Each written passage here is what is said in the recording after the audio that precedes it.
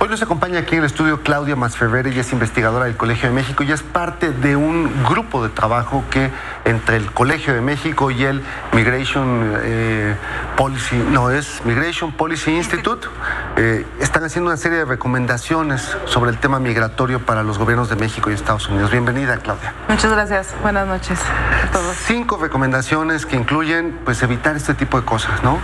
Así es. 5 recomendaciones, como decías, que llegamos después de discusiones a lo largo de los meses con expertos de Estados Unidos y México, convocados por el Colegio de México y por el Migration Policy Institute. Y estas recomendaciones se centran sobre todo en tratar de pensar medidas a largo plazo. Sabemos que hay una inmediatez para resolver muchos asuntos, ¿no? Pero al mismo tiempo tenemos que sentarnos a pensar qué hacer para que estas medidas sean sostenibles a lo largo del tiempo. Primero, repensar la condición de asilo en ambos países, asegurar procedimientos justos y prontos, pero que sí aseguremos que se pueda dar protección a todas estas personas que buscan protección. El segundo sería reformar las instituciones migratorias, tanto en Estados Unidos como en México, ¿no? El Instituto Nacional de Migración, la Comar, que necesitan reestructurarse y pensarse de otra forma. Y pensar también que necesitamos crear mecanismos de cooperación regional en contra de las bandas de contrabando, tráfico de personas, de trata de personas y que hacen que muchos de estos migrantes, como vimos en la nota, ¿no?, se arriesgan a tomar pues vías, rutas peligrosas por la desesperación que tienen para llegar, ¿no? Y tratar de pensar mejor otros canales legales para la migración. Sí, abrir las vías legales, ¿no? Aunque sea más lenta la migración, pero que se permita. Pues creo que estamos todos de acuerdo en que hay un contexto muy complicado en Centroamérica y en México, pero sobre todo en la región, que hace que muchas personas busquen una vida mejor, mujeres, niños, familias, hombres que tratan de encontrar protección, asilo ante la violencia, pero también ante las carencias económicas y también por reunificación familiar.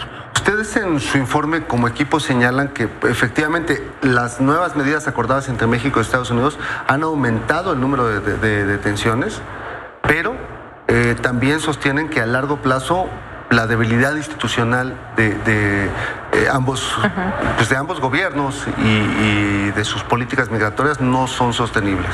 Sí, hay muchos estudios que muestran que estas medidas de contención y de control migratorio tienen muchas veces consecuencias no previstas, ¿no? Por ejemplo, el aumento de muertes en la frontera, el aumento de los costos para el cruce, el crimen organizado que se involucra cada vez más.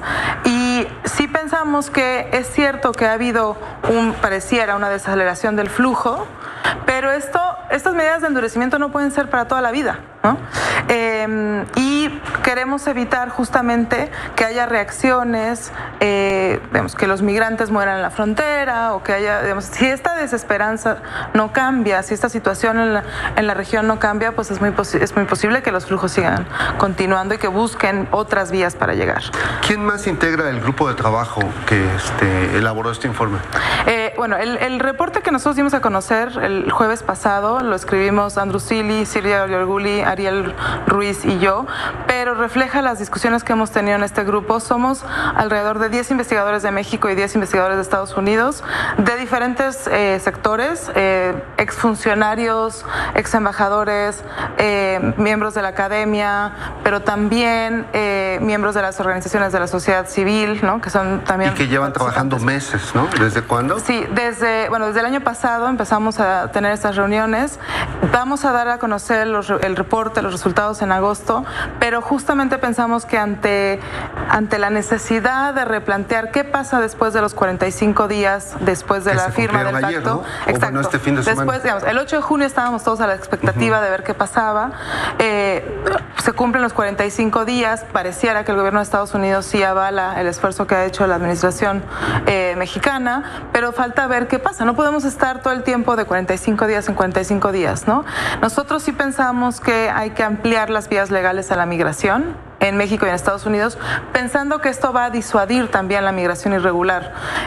Sabemos que...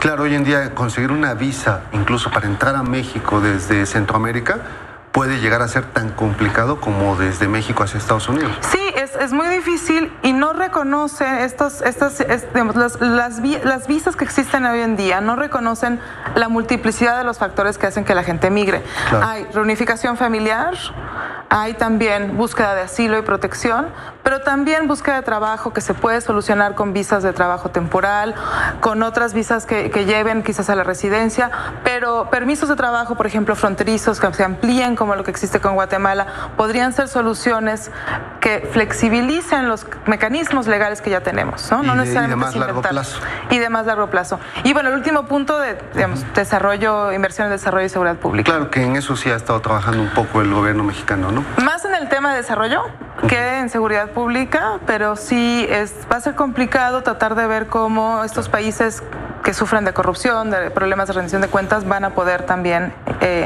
hacer que estas inversiones... Tenemos la fecha en la que van a dar a conocer ya todo el... No tenemos la fecha, va a ser en el mes de agosto. En agosto. Estos 5 puntos están disponibles en la página del Colegio de México y del Migration Policy Institute también, digamos, son bastante detallados los 5 puntos. Pues muchísimas gracias, Claudia.